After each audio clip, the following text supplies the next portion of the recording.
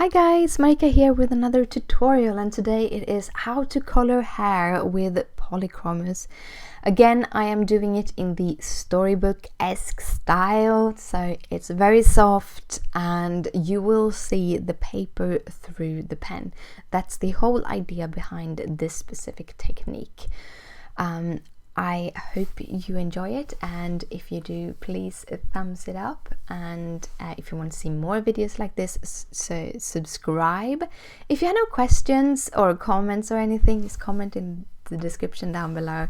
You can also actually put some requests down below if you are interested in something. I am planning a hair tutorial for Copics, but it's a little bit hard. I have a little bit hard of figuring out which kind of hair that I'm going to color. Like, there are so many different kinds of hair and so many different kinds of styles, like this storybook style. So this style, I have been inspired by a very talented Copic and pencil creator called Jane Allen. I will put a link in the description down below, but will also be on the corresponding blog post to her blog. She does some incredible, beautiful creations, and I wanted to try it myself. I didn't know what this video would be when I started. I just had this image printed up and wanted to color it. So I also want to say a big thank you to all of you who actually have pushed that subscribe button. I do have a couple of milestones along the road that I would be awesome if I would meet, and one of them was 8,500 subscribers, and that I actually hit here the other day. So thank you so much. It's incredible that there are 8,500 of you that likes my creation enough to want to see more of them. So thank you. So into the coloring.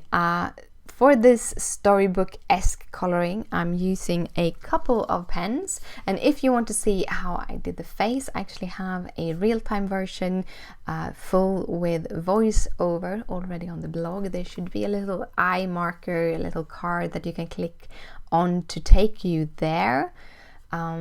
But the colors used in today's coloring is the walnut brown, which is the darkest, my base color.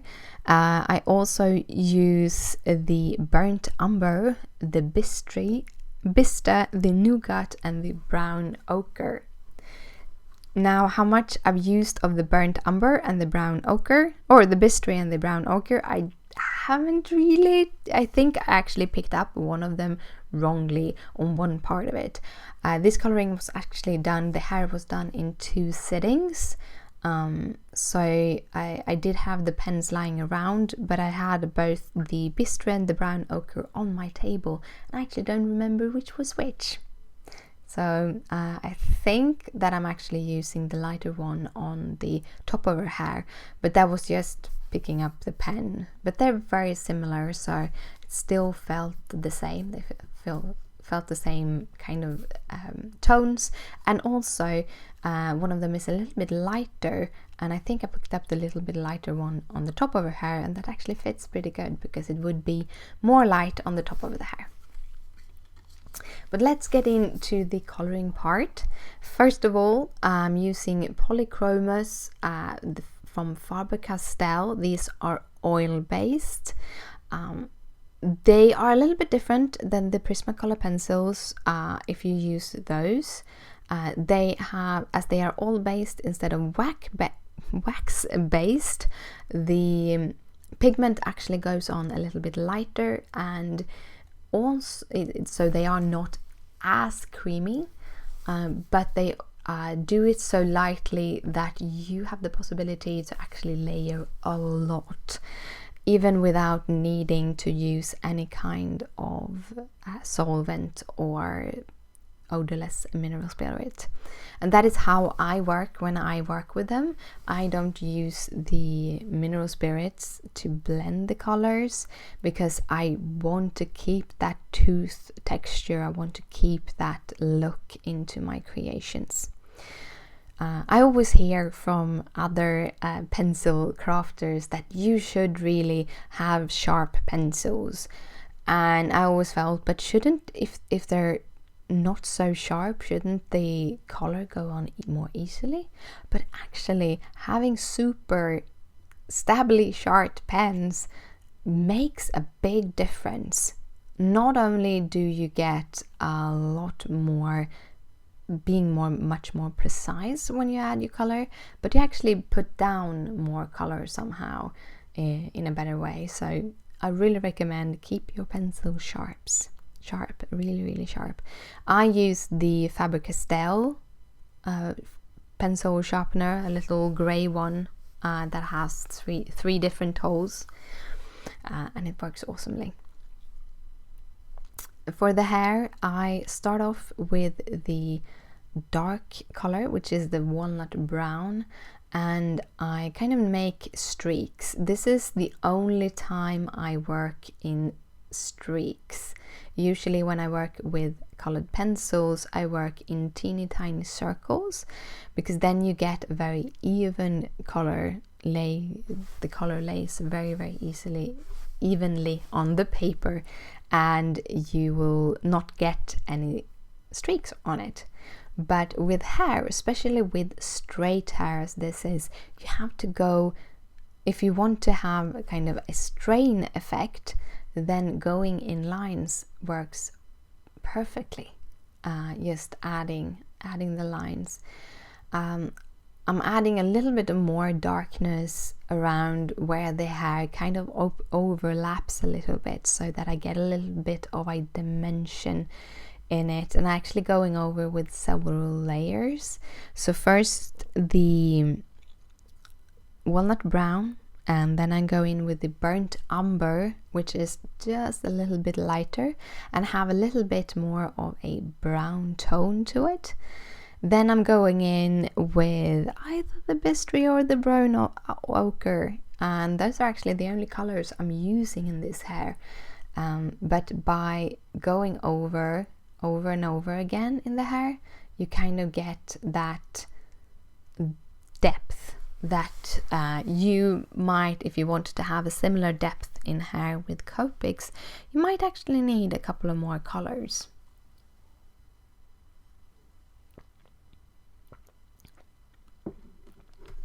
So again, carefully going in.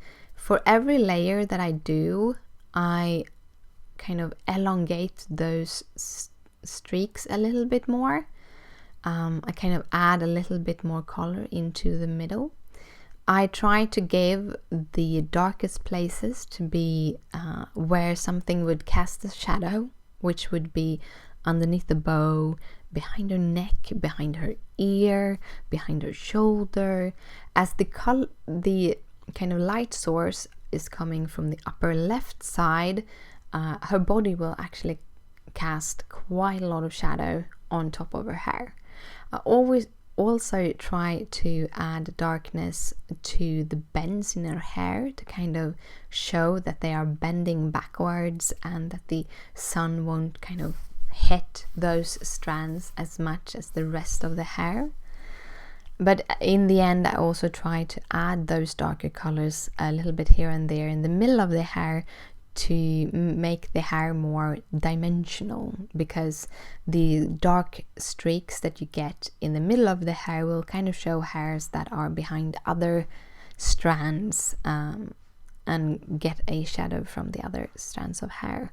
So that is the idea on how I do this bit by bit, and this is a time consuming.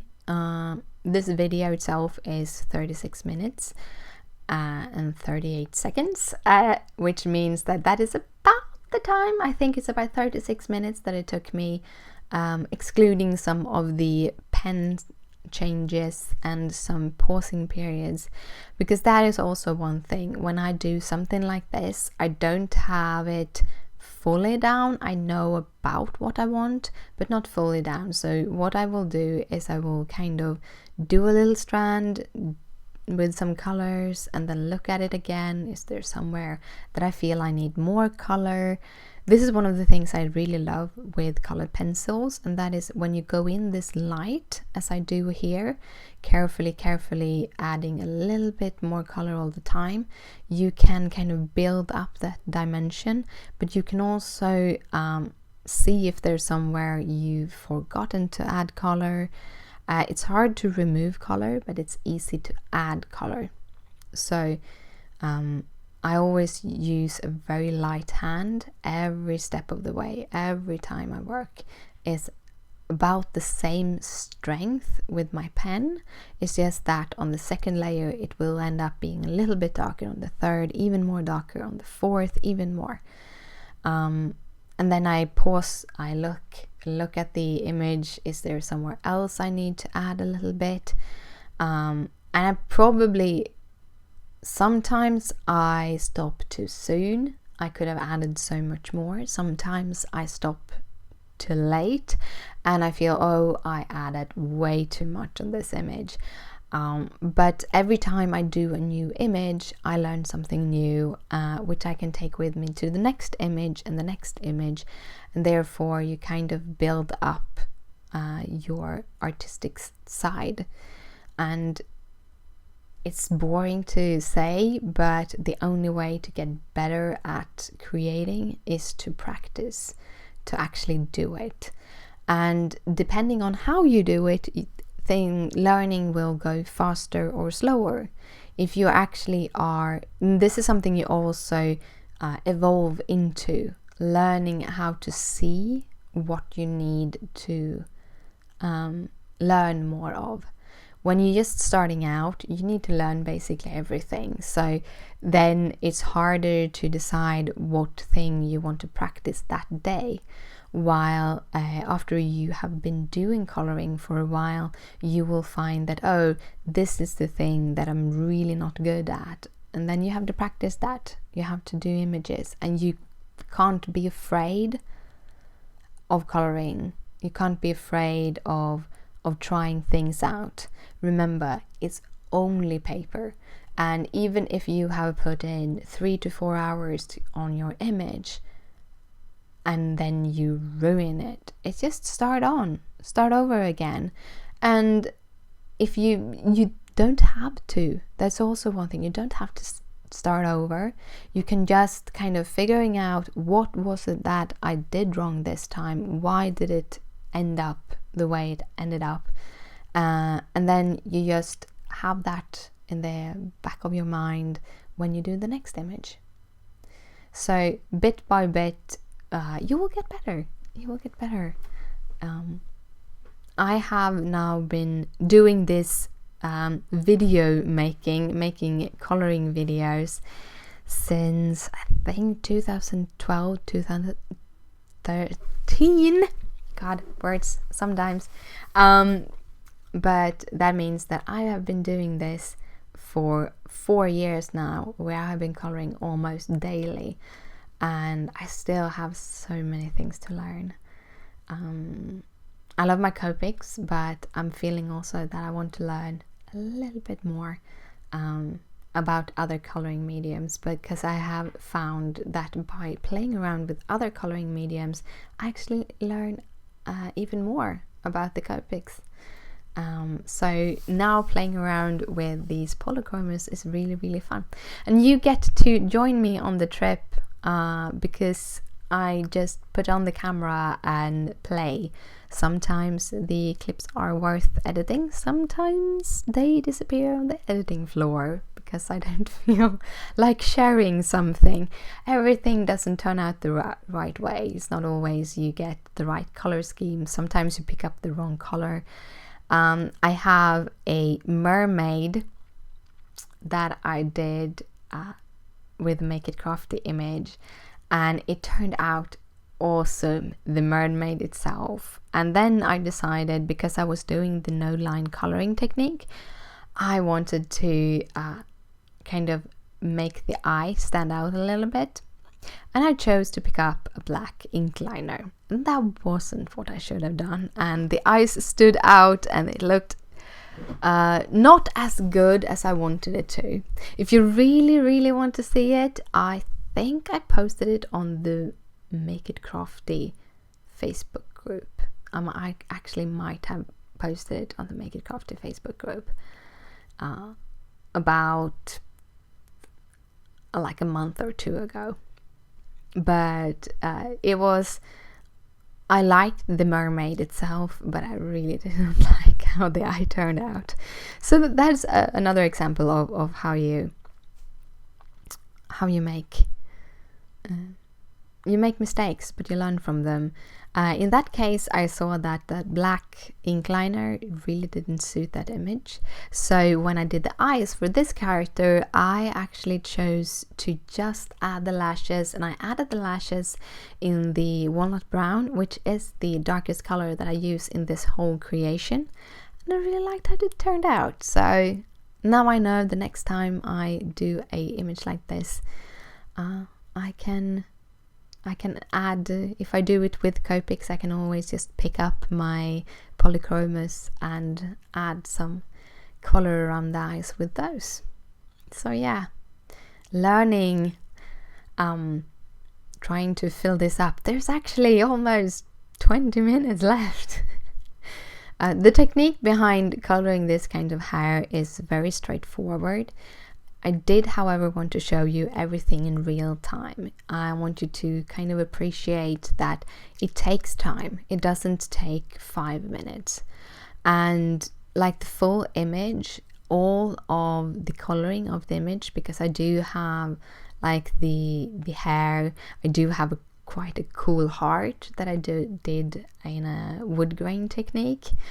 It takes time. I think it's somewhere around 4 hours of coloring just on one image, and it was probably one of the most calming things. This was one of the first images that I actually have done just for coloring. I hadn't any plans about making a tutorial when I did it, and it all kind of just fell together. And it was so relaxing just sitting there adding line after line after line for 4 hours straight. Or it wasn't 4 hours straight. As I said, I did it in 2 sittings. I did the skin and the hair, or half the hair, in one sitting. And then I come back to it the day after, because I started out pretty late when I started this. It was one of those days when I was so stressed and I was so... I was tired, I was bummed, and things wasn't going the way I wanted it. I was just fed up with everything, and I kind of realized I haven't been coloring for like a week or something like that. So I just had to sit down, and after 2 hours of this, I listened to music and did my coloring, and then I was so calm, and I was calm for a week or two just from this coloring alone. So for me, coloring is a lot of therapy. It's very therapeutic. It helps me relax, help me kind of just breathe a little bit. A little note about, you saw that I just colored around that hand, and technically you wouldn't have a shadow there.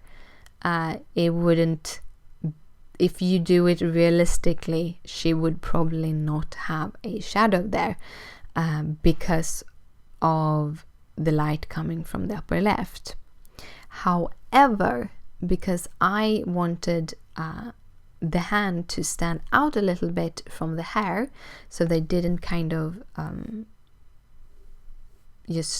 went together, I took a little bit of a artistic freedom there and added that very, very soft line.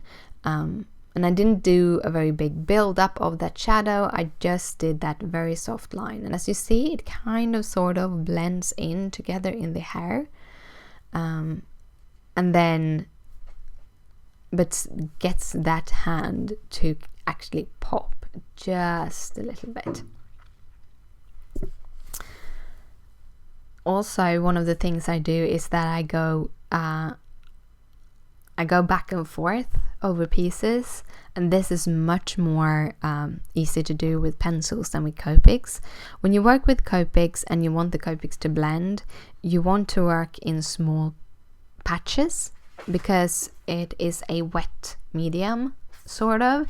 It has the alcohol in it, and you want to have some of that alcohol left in the paper when you go in with your next color, because then the pigments will kind of blend with each other in the alcohol, and therefore they will easier blend on your paper. While if you would go in with a color, then let it dry, and then go in with the next color, they wouldn't blend as well. And I actually use that when I want to make details on my images. Like I want to have a little bit more of a streakiness on hair, for example. Then I give it a little bit extra time to dry off the whole page, so that when I go in with it, they won't automatically blend with each other, and I will get like hair strands and such. As you see, it turned a little bit lighter. This means that it is the next day, and I think it's actually during the day. The day before was at nighttime, and I had to go to bed. That was why I stopped my coloring. And here a few kind of technique bits with the hair. When you look at the tips of the bangs here, I am actually leaving light all around. I'm going to color it in with one of the lightest of the browns, but I'm leaving this lighter color on the edges. Again, this might not be super realistic, but it helps to make the bangs stand out a little bit. The darkest color that I'm actually using on the face is the dark walnut in the shadows. So if I would go with the dark walnut to the edges of the bangs, those, because the lines are so light in this, I have printed this on my printer at 25% opacity, so that I have very light lines. And because of that, if I would go all the way out to the edges of the bangs, they would kind of go together with the shadows that the bangs are casting, and you wouldn't see what is what.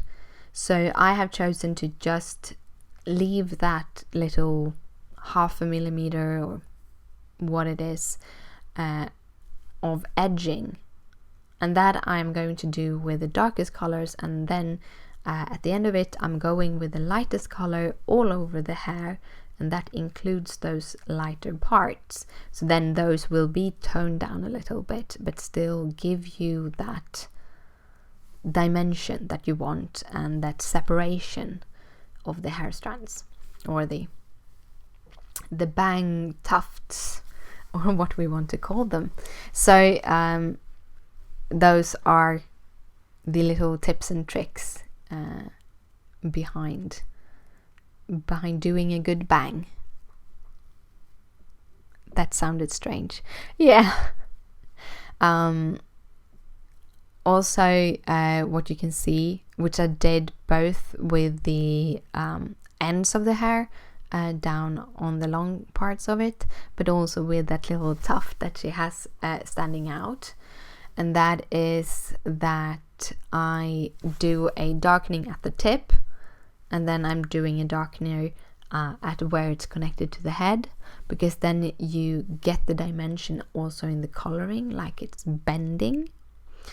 And when you go and do the streaks, especially here on the top of the hair, when I do the streaks, I try to make them crisscross each other, so like the lightest part kind of makes small seds on her head, and that also gives the hair more life, a little bit more dimension, and that sheen line, that is what I'm after, that sheen line, the halo that you actually get from light. However, I'm not leaving anything white. Everything will be colored. Everything I work with will be colored in different colors. Again, a very sharp pencil when I work with these. I'm trying to do everything also where they have bends. I try to work with the bends and then kind of extending those bendy lines. So even though I come up to a place where the lines stop, I just continue making these ovals so that I can create the hair, sort of. Yeah. Yeah, so otherwise I'm doing the same thing over and over again. Just continue putting layers on layers. I'm using a lot of the walnut brown. The walnut brown is a very neutral brown, and I'm using that as the darkest color because I do want that neutral to be a base. And I'm actually gonna use brown in the shadows on her dress that is blue to kind of tie together and to tone down things a little bit.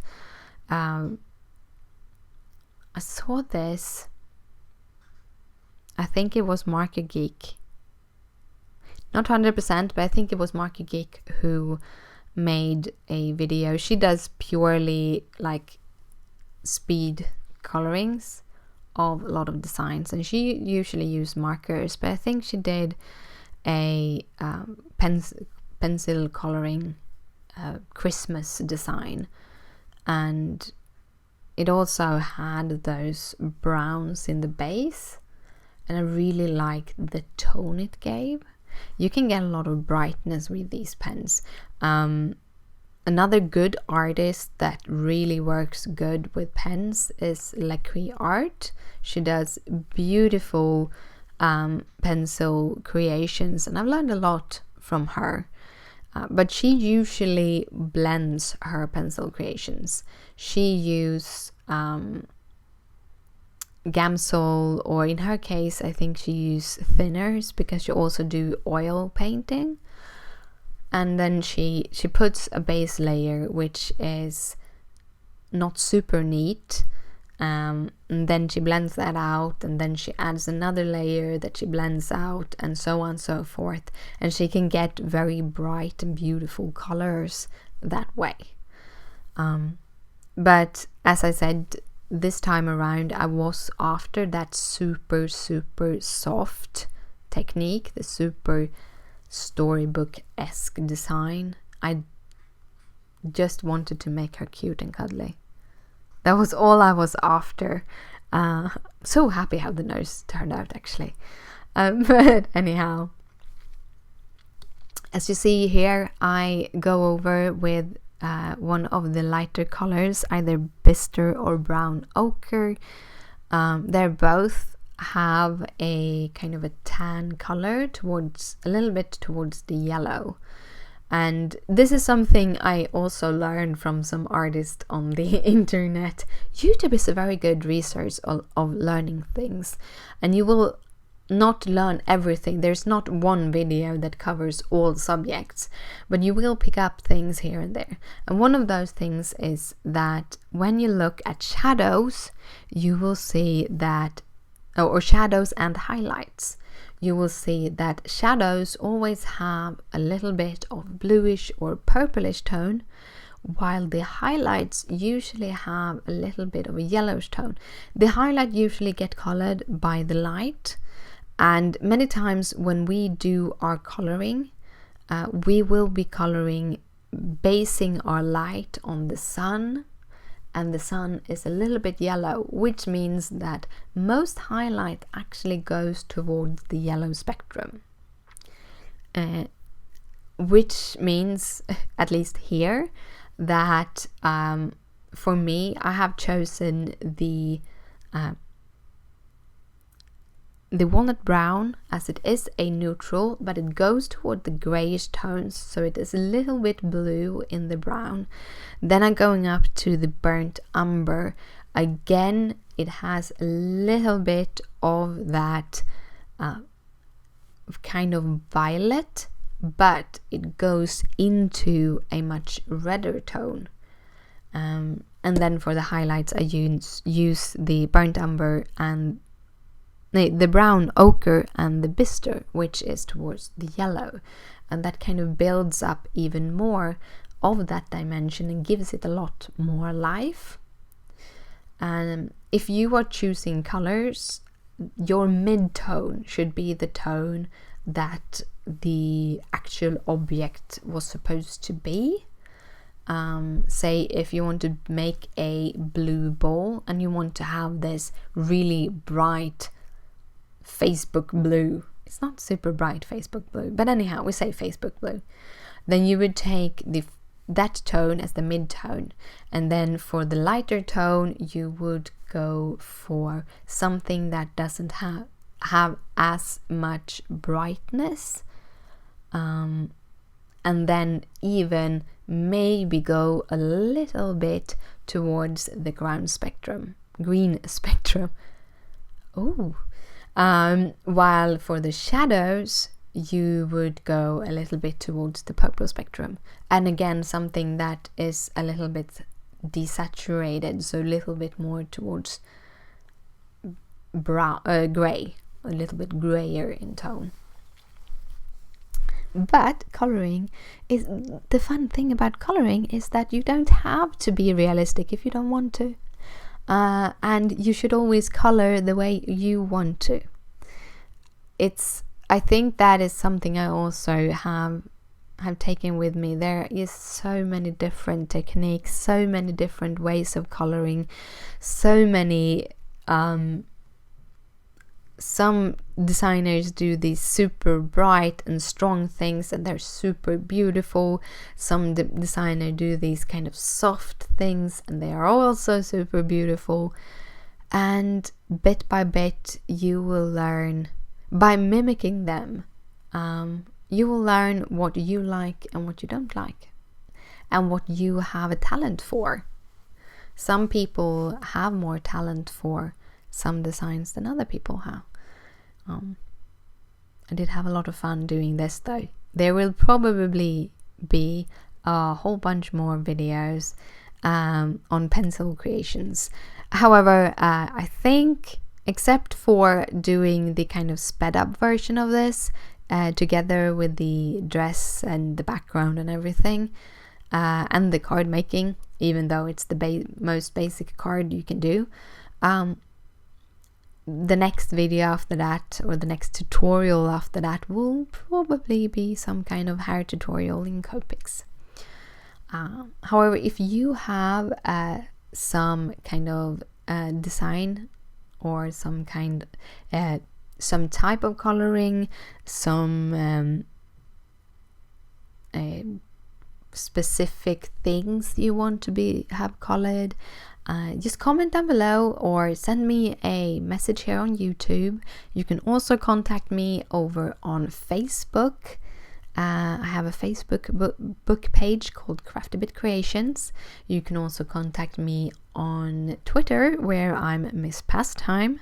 You can contact me on Instagram, where again is Craftybit Creations. I'm trying to streamline this, but I had my Twitter for a much longer time than I had my Craftybit Creations accounts. Also, I do have a blog, which is craftybitcreations.com. And if you are like me and like getting all of the blog updates in your email, for me that is so much easier. I actually do have a email subscription thing that you can subscribe to, which is on the right side of the blog. I also actually updated my blog. I switched my blog provider from Blogger to WordPress. So I have a whole new layout, and I'm still working on the pages. planning on have a little bit frequently asked questions, stuff like that. And if you have any questions you want me to answer, just comment down below. I will be recording a crafty bit coffee, or a crafty coffee, in not so long time, like today, tomorrow, or something like that. And I will answer some questions there, talk a little bit about my trip to Italy, by the way, which was awesome, and a little bit about the craft supplies I bought in Florida. So yeah, we are actually getting to the end of the video. The hair is almost done. I had a lot of fun coloring this, and it was a lot of therapeutic, just laying down colors. I want to thank you so much for watching. Thank you so much. If you're still here, thank you so much for watching. If you want to see more videos like this, or want to see copy tutorials, card making videos, then just hit that subscribe button, and you will get my next video into your subscriptions list, your kind of YouTube feed. And yeah, adding some eyebrows, and that the hair is done. This card will also come with another video where this is sped up, and you can see all of that. Here are a little bit other links to videos that I previously done. Thank you so much for watching, and I'll see you later. Bye!